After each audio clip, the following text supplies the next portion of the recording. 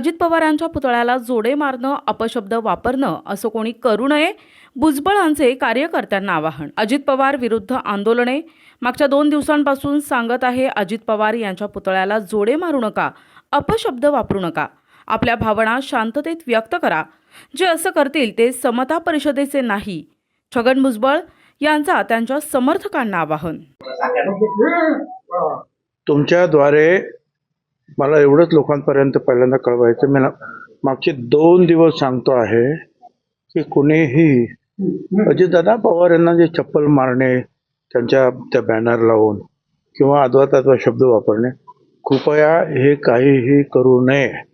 आतापर्यंत जर कोणी केलं तर ठीक आहे, पण आता याच्या पुढे जे कोणी करतील त्याचा अर्थ ते आमच्या समता परिषदेचे सभासद नाही, काय ते कोणीतरी वेगळे असतील असं मी आताच तुमच्याद्वारे जे आहे सगळ्यांना सांगू इच्छितो.